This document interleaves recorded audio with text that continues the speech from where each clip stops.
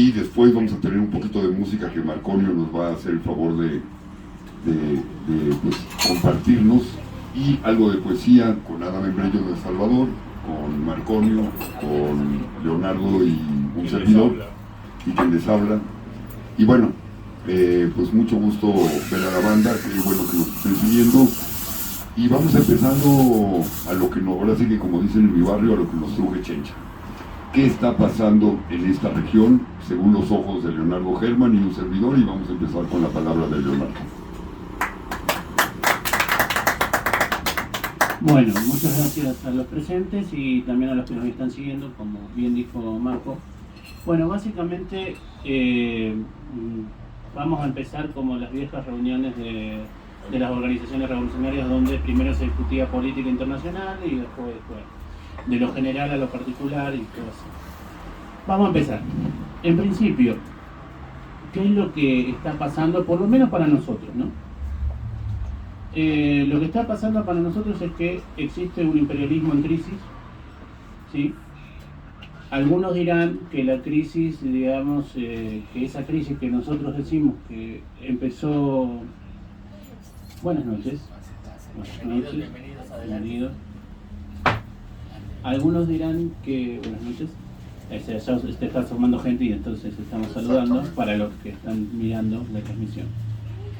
Decíamos que existe un imperialismo en crisis, que esta crisis del imperialismo no empezó ahora, que viene desde los años 70, donde empieza, digamos, el cambio, digamos, del patrón, digamos, del dólar, del respaldo del dólar, ¿sí? El respaldo del dólar antes era en oro y después pasó a ser en dólares, en la producción petrolera. Eso es lo que se llamaban los petrodólares.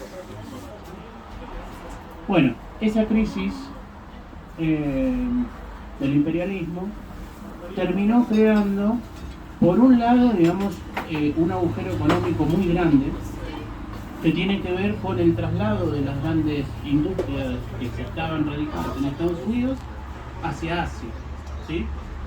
Valga la redundancia, digamos, de Asia a Asia, pero bueno, se entiende, ¿sí? Hacia la zona de China, digamos. Bueno, ¿qué fue lo que pasó en ese tránsito?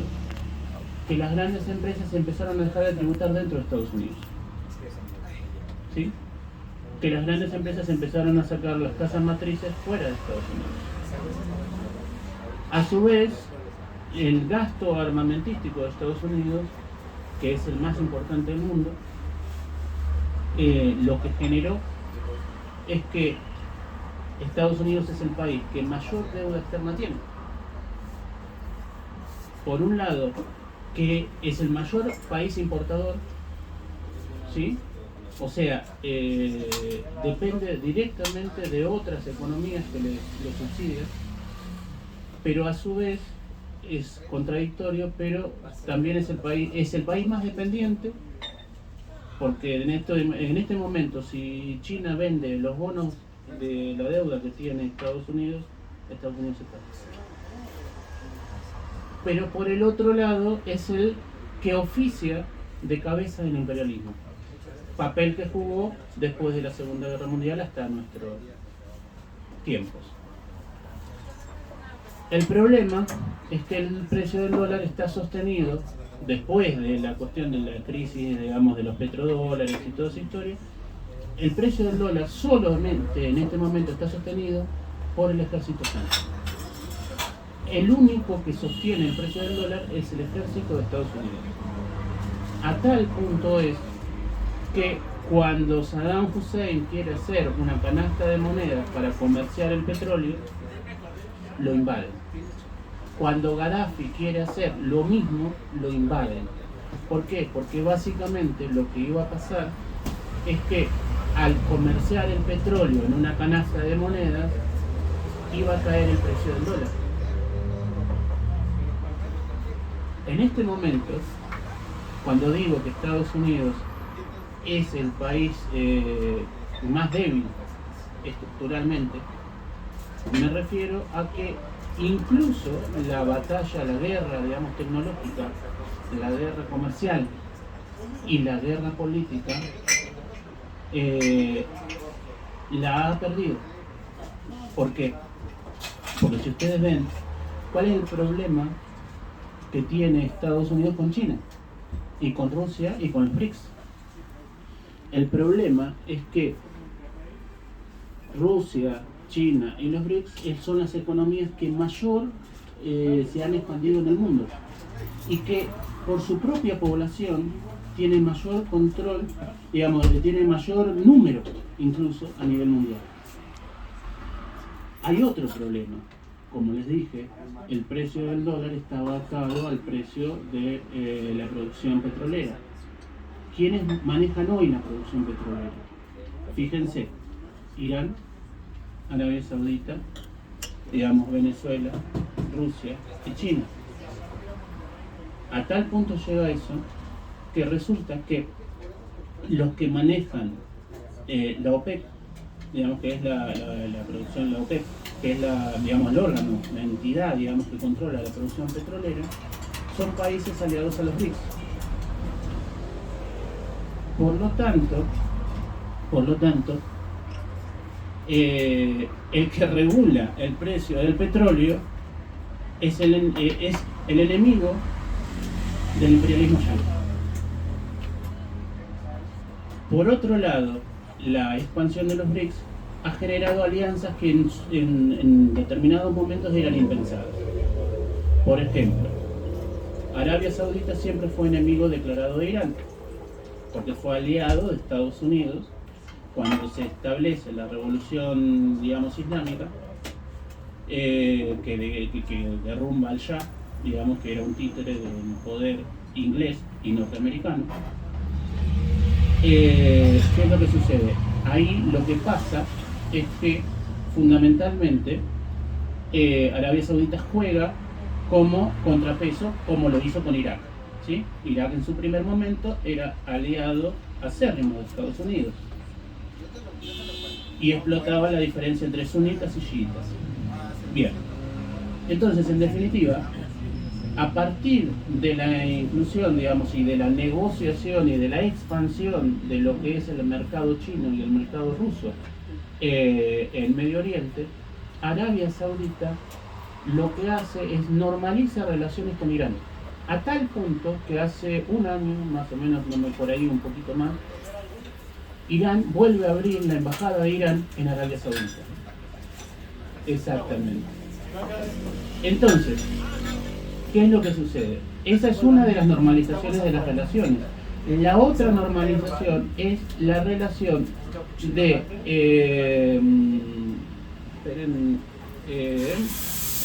la relación, por ejemplo, entre ¿vieron la revolución, la entre comillas revolución de la generación Z en Nepal?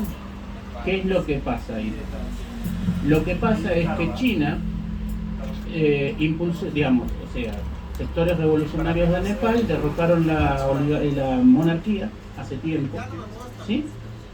Y sectores, incluso hasta del Partido Comunista, estamos hablando, y resulta que normalizaron relaciones, porque tenían un conflicto con China, Nepal, normalizaron relaciones de China y Nepal, y de Nepal y la India, porque justamente había un conflicto entre Nepal y la India y entre Nepal y China. A tal punto es eso, que justamente esta revolución, esta entre comillas revolución, que después voy a caracterizar, a tal punto llega que en realidad, digamos, lo que viene a romper es una alianza regional entre China, Nepal y la India.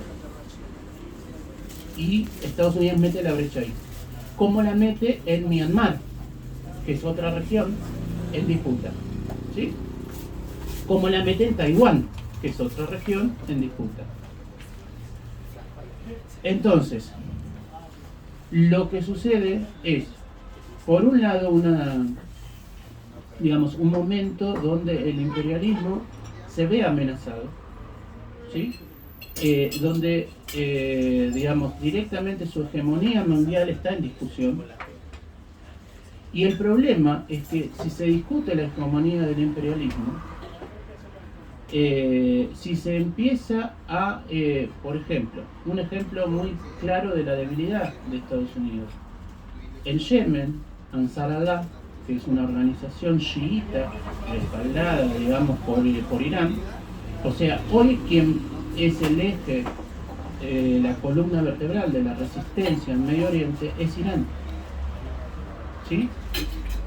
Incluso, aunque las organizaciones no sean chiitas. ¿Por qué? Porque Hamás no es chiita, pero sin embargo está, digamos, alineado con Hezbollah, que es el partido de Dios, digamos, que es justamente chiita. Entonces, la cuestión es que esa organización, Ansar Allah, que son denominados los hutíes, pero está mal denominada, digamos, porque es una etnia, pero, digamos, la organización política es Ansar Allah. ¿Sí?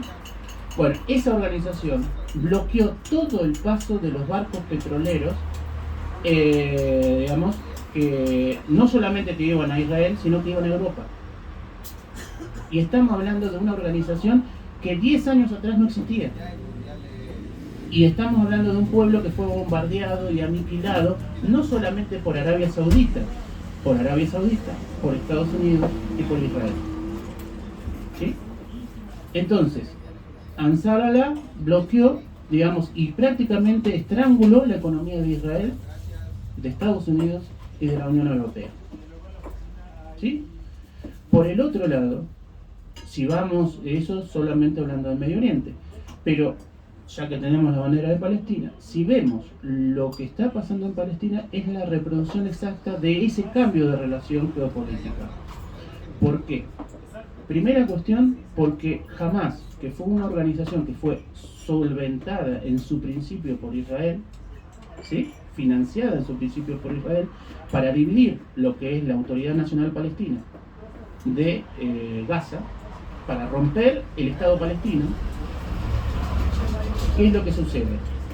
Lo que sucede es que Hamás, a partir de que se transforma en un partido político electoral, gana las elecciones, tiene que modificar su propio, digamos, su propia carta orgánica, porque es mentira que no reconoce el Estado de Israel. Jamás reconoce al Estado de Israel, y lo que dijo es que digamos, lo que dijo en su segundo documento es que lucha contra el sionismo, no contra el Estado de Israel.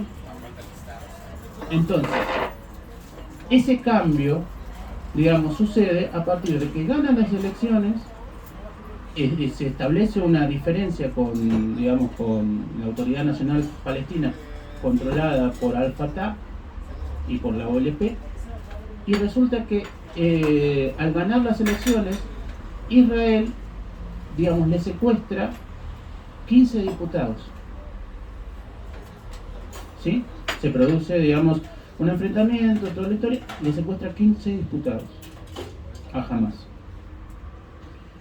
Entonces, ¿qué es lo que sucede? Hamás responde a la primera invasión, que fue en el 2006, si no me equivoco, más o menos por esa fecha, por ese año, responde directamente alineándose con Hezbollah.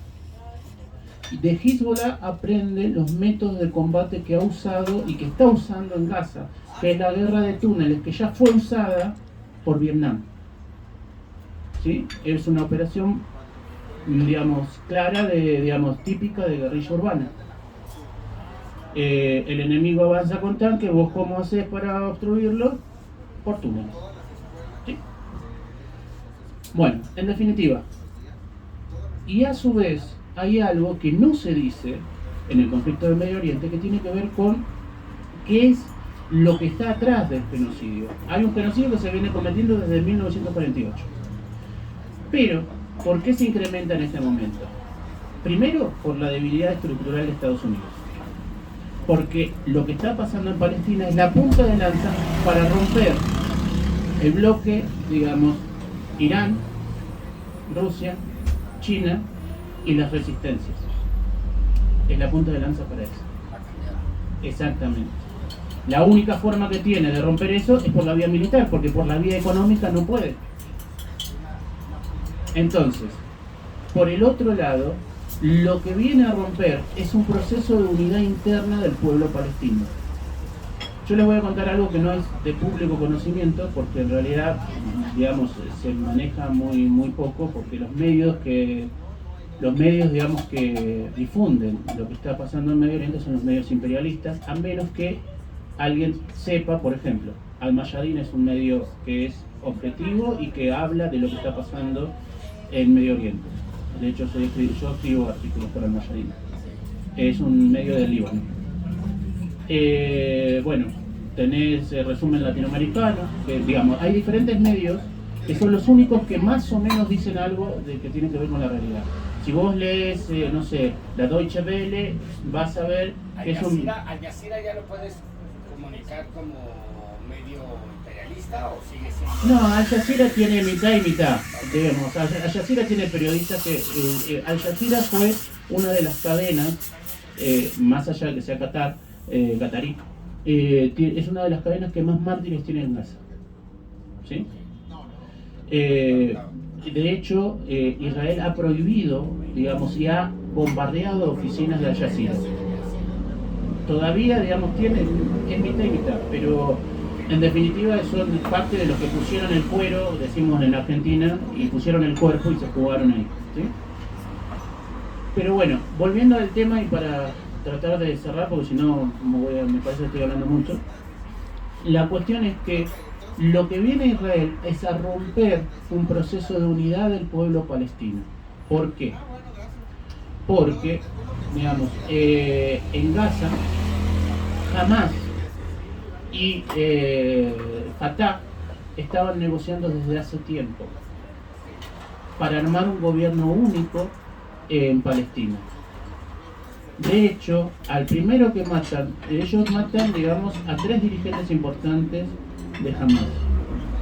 Uno lo matan, digamos, en el Líbano, que es el primero que cae, es el número 2. Ese compañero era el responsable, digamos, de las relaciones políticas en Cisjordania y era el que se comunicaba con toda la resistencia en Cisjordania y con el gobierno de la Autoridad Nacional Palestina. Al segundo que lo matan en Irán, era el responsable político de Hamas y él era el que iba a ser candidato a primer ministro de la Autoridad Nacional Palestina en un gobierno de unidad entre Fatah y Hamas y toda la resistencia palestina. ¿Sí?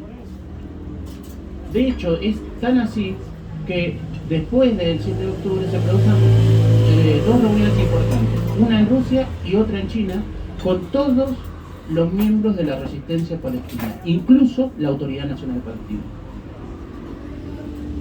Entonces, con esto lo que quiero decir básicamente es que Estados Unidos está perdiendo.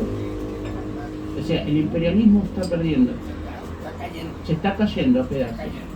A tal punto que se cae a pedazos que sus experimentos son cada vez más fallidos y son sostenidos con alfileres.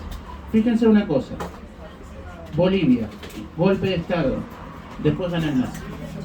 Brasil, encarcelan a Lula y a Dilma. ¿Qué pasa? Después, Lula de vuelta. Argentina, si no fuera por el rescate financiero de Estados Unidos, Argentina estaría prendida a fuego. Entonces,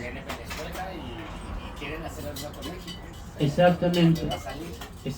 Entonces, la avanzada imperialista en Latinoamérica se corresponde a la avanzada imperialista en todo el mundo. Se da de maneras diferentes. Primera cuestión, el imperialismo ha decidido que el fascismo es la forma de gobierno que va a adoptar en el mundo. Trump es fascista, Milei es fascista, Bolsonaro sigue siendo fascista y va a seguir siendo hasta la muerte. Bukele es fascista. ¿Sí? Noboa es fascista en Ecuador. Si vamos a Europa, Meloni es fascista. Orbán, más allá de las contradicciones, es fascista. Todo Alemania, Francia, están tratando de regresar la derecha al poder. El problema Ahora es... ¿se le vamos a permitir? Bien, esa es la cuestión. Pero para no permitirlo tenemos que saber qué es lo que viene o qué es lo que quieren hacer. Mi opinión, y la opinión que hemos hablado muchas veces en Fiel, es la siguiente. lo que creemos nosotros es que el fascismo se viene para, primero, conquistar, erradicar derechos laborales, erradicar libertades constitucionales y erradicar el Estado, digamos, como tal lo conocemos, el Estado representativo burgués, y incluso los márgenes de soberanía que tenían, digamos, porque si bien era una democracia restringida, necesitan avanzar incluso hasta en los derechos más mínimos. Había más o menos, esto considero que estaba empezando a haber derechos y ahorita quieren tumbar hasta esos derechos. Exactamente, esa es la cuestión. Mínimo que haberlo. Sí. Entonces, pero necesitan hacer eso, ¿para qué? Para unificar a los pueblos en una guerra que ellos ven en perspectiva que es ineludible. ¿Por qué? Porque la única forma de vencer a Rusia, a China, a Irán y a todos, digamos, los que se encolumnan atrás del BRICS es la guerra, no hay otra. Nosotros estamos en las puertas de la Tercera Guerra Mundial y esa puerta se abrió a partir de la crisis en Ucrania. Si podemos poner una fecha, es la crisis en Ucrania, donde la OTAN interviene directamente contra Rusia. Pero nadie se quiere ir a la guerra. ¿Cómo? Nadie se quiere ir a la guerra. Nadie se quiere, pero el problema es... nadie perder el poder. Exactamente. El imperialismo, cuando está herido, se vuelve más salvaje y más cruento. Entonces, ¿pero para qué la guerra? Primero para derrotar a ese bloque que está disputando, digamos, la hegemonía mundial. Pero aparte de eso, hay otra cosa que nosotros no estamos viendo. ¿Por qué Elon Musk es nazi? ¿Porque es alemán? No solo por eso. ¿Viene de familiares alemanes? No solo eso, porque representa un sector de la burguesía que no le importa los Estados-nación. Hay un grupo de familias que son las que digitan y organizan el mundo. Un grupo de familias que no tiene patria, que no tiene Dios, que no tiene nación. Son burgueses, pero no, el día de mañana se cae Estados Unidos, se van a la luna, no tienen ningún problema. ¿Sí? Entonces, ese grupo de familias ya ha delineado una estrategia que por lo menos para mí es una especie de tecno-feudalismo capitalista. Pero para seguir controlando. Exactamente. Para hacer eso tienen que desaparecer los Estados-nación. El tecnofeudalismo tiene que ver con seguir controlando. Exacto. ¿Qué consideras o qué vamos a proponer desde este lado para decir, ni tú vas a controlar, ni nosotros, o sea, porque tampoco se trata de hacer una monarquía de izquierda o una monarquía de derecha? Considero que el asunto es generar literal un tema social que nos beneficie a todos. Ese será el tema utópico. Ahí quiero pensar. En ese sentido, el poder sigue estando en los pueblos. Y eso también hay que verlo. ¿Por qué? Porque el caso de Palestina es ejemplar en eso. Fíjense, el sionismo controla todos los medios de comunicación, controla todas las cadenas nacionales, digamos, de información, controla todas las redes. Sin embargo, los pueblos se levantan. Y el caso de la solidaridad de Palestina, eso lo dije en un artículo, pero también lo dije en esta semana en una charla, el caso de la solidaridad con Palestina es un ejemplo incluso mayor que de la oposición contra la guerra de Vietnam. ¿Por qué? Utilizan las redes a favor ahora. Exacto. Utilizas el sistema a ¿Sí? favor.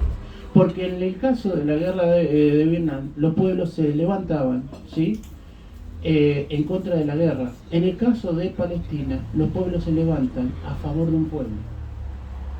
Entonces, todavía tenemos esperanza como humanidad para revertir eso, pero solamente se puede hacer en base a la organización, en base a la lucha, en base a la movilización. Y la organización tiene que ver con crecer en los territorios, tiene que ver con estar activos frente a todos los intentos, porque va a haber intentos de golpe de Estado, va a haber intentos, digamos, directamente donde grupos, digamos, fascistas van a empezar a actuar. En España, por ejemplo, en España Vox está conspirando continuamente. Entonces, y entender que la lucha es desigual y combinada. En algunos lugares son de resistencia, en otros lugares es de avanzada y en otros lugares será de, digamos, de sobrevivir como podamos. ¿Es así? Pero si consideras que entonces acabar con el Estado como tal, eso sería obedecer a los que controlan. A ver, Porque yo considero que literal, hoy para generar mayor soberanía necesitamos no tener quien te gobierne. Porque se supone que necesitamos ser responsables de nosotros mismos. claro, sí, digamos, en realidad lo que hace falta es la creación de órganos donde el pueblo empiece a discutir lo que pasa. En Argentina, por ejemplo, fueron asambleas populares, ¿sí? Okay. O sea, donde el pueblo empiece a deliberar por sí mismo. Y después vemos. Pero, digamos, todo esto es política, digamos, y nosotros también somos escritores, pero como escritores somos sujetos políticos. Claro. Eso es algo que hablábamos con Marcos, digamos, hace Sí, tiempo. somos Entonces, políticos, desde ¿cuál es nuestro papel como trabajadores de la cultura frente a eso? Bueno, lo primero es dar la batalla de ideas. Y en esa batalla de ideas decir que nosotros podemos dar vuelta a la historia. Porque lo primero que te vende el sistema es que no podés dar vuelta a nada. Que estás derrotado. Entonces, frente a eso, lo primero que tenemos que hacer es, nosotros somos sujetos de cambio. Nosotros podemos cambiar. Y a partir de ahí, digamos, empezar a generar conciencia y empezar a combatir todos, en principio el fascismo, porque es el enemigo directo, pero no olvidar que atrás del fascismo está siempre el imperialismo. Nada más.